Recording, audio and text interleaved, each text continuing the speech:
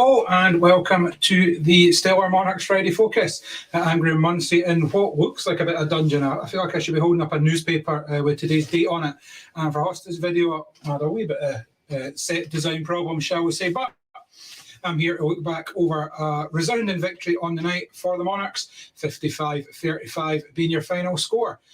We'll hear from two of the busier riders on the show tonight, reserves Connor Coles and Sam McGurk. And our race tonight, I'll see an interesting chase. George Pickering looking to hunt down Craig Cook in heat number 15. A lot, I think, had been made coming into the match, and of course we all knew as the day went on today about the issues Workington had with their lineup.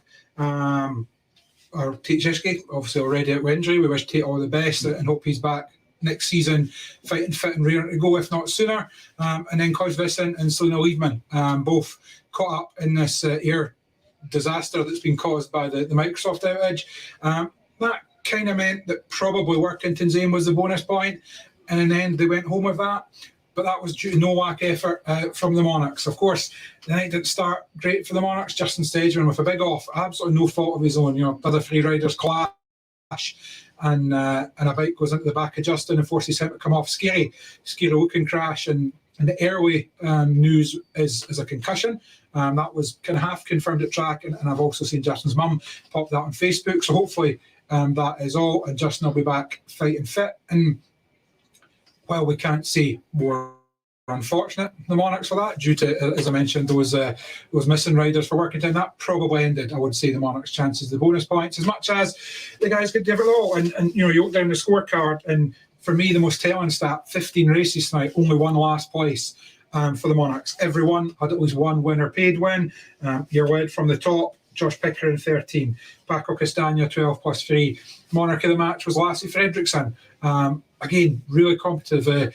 Troy Batcher, he'll claim it was an engine failure, and his night probably ended. Sorry, there was a moth there. His night probably did end after that. But Lassie was battling to get past them in one of those earlier heats that they could well have been heat of the night, as both Monarchs fought past Troy Batcher for a 5-1. All the way down the lineup, though, as I mentioned, strong scoring. Kai, he's got 8 plus 2, and then the reserves. You know, we've been calling out for points for reserves, and it was paid 15. No, my maths is terrible. It was paid 16 between the two of them. One of those reserves is Connor Coles, and as soon as I click this button here and then this button here, Amelia, she caught up with Connor after the match. So quite a high win today, but we didn't get the aggregate point. No, it was, although they obviously come with a weaker side, there was still good riders to beat, and we did all we could, and it was nice to get a good win, but shame about that aggregate point.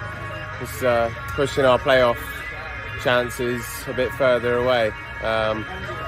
But we'll perform pretty well, and you can only race with who you've got against you. So I'm happy with my performance personally, but I'd always like more. Do you think not racing at Armdale for 2 weeks has affected it by a slight bit at all? Well, I was here last week in the National League and had a 15-point maximum, so I was coming into this one with a fair bit of confidence and hoping to carry on the way I did last week, which I did in Heat 2, carried on with another win. So I'll just hopefully keep improving now.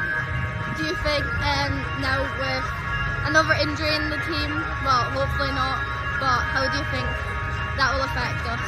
Well, I think his average must be quite high, so we can get good coverage, but I don't know I haven't spoken to him, so I don't know the ins and outs of how he is, but I think he might have knocked his head.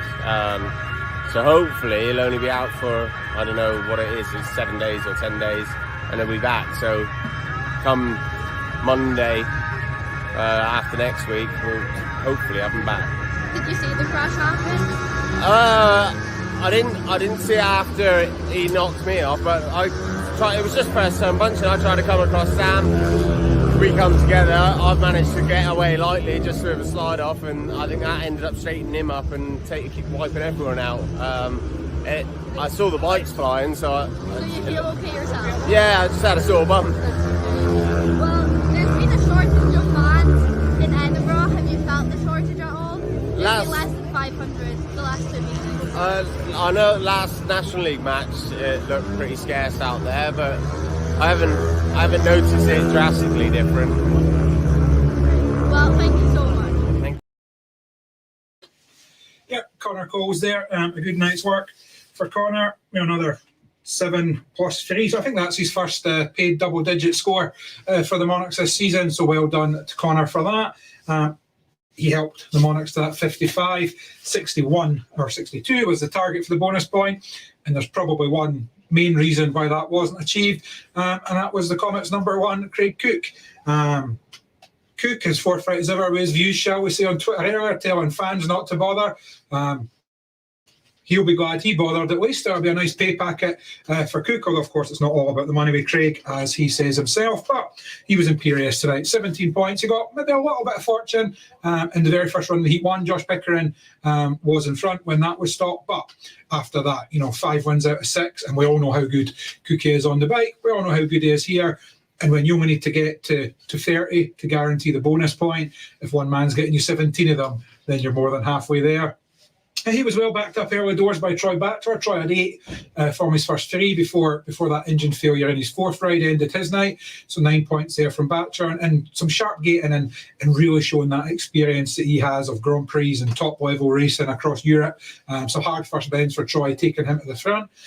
And another main man was Antti Vuolas, and you could see the sharpness. Antti made a great gate, in his first one, kind of cut right across the corner.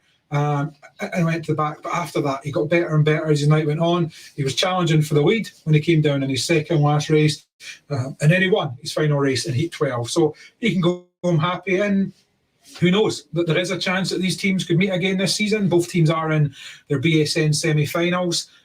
Edinburgh, of course, have Scunthorpe, and Workington, I think, have Poole, so it'll be tough for either team to make the final, but we could meet them again.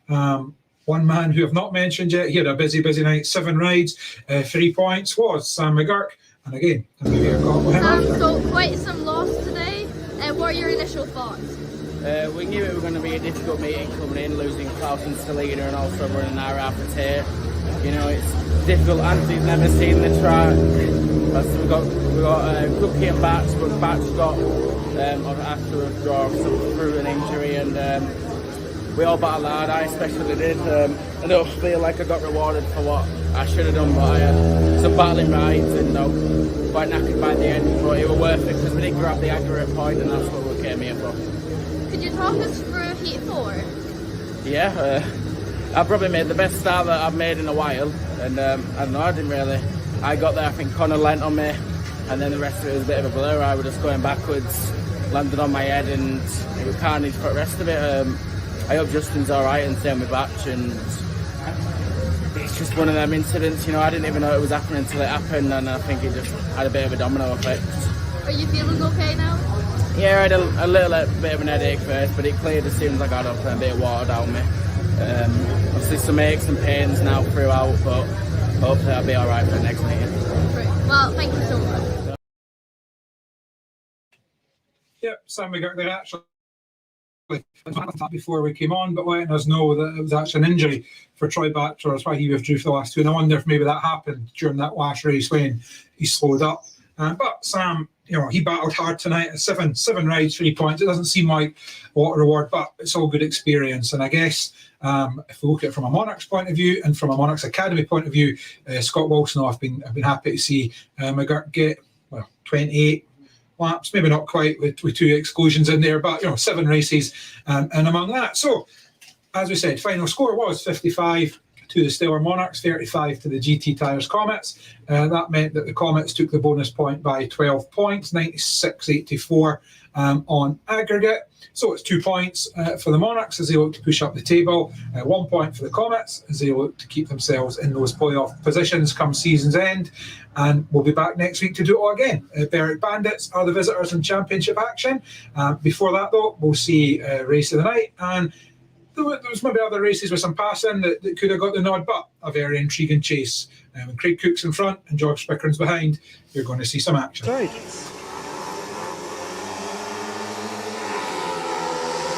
And it's a drag race between Pickering and Cook. Pickering on the inside this time, Cook on the outside, and Cook makes the swoop. Cook to the front. Yeah, this time Cook on the outside, using, I think, probably trying to take a leaf out of Josh's boot, and it seemed to have made the difference here for him. Josh won't give up, and neither will Paco. Paco slot into that third place, Fiolis at the back. Oh, Cooks makes a low error, and that's allowed Josh away in potentially. Josh going to go for the big cutback here, not quite, he keeps it on the outside. Got about a lap and a half to go, both riders chasing this dirt now. Josh wide outside there, he's right on Craig Cook's tail now as they go into the final lap. What does Josh have in him? He cuts out, he looks to cut back here. Takes a big straight, one final time for Josh, he's on the outside. He's keeping it out there. There we have it. Oh, Craig Cook moves out, walks the line and takes the win. Big effort by both riders there, but the spoils for the final race go the way of the Comets number 1. Yeah, Yeah, Craig Cook there completing a great night's work for him. That experience just showing when he was in front, moving over to stop any outside blast from Josh around the last 2 corners. As I mentioned, we are back next Friday. It's the Berwick Bandits that are in town. Myself and either John, David, or all 3 of us will be with you midweek to preview that. But until then, as always, thank you very much for watching. Goodbye.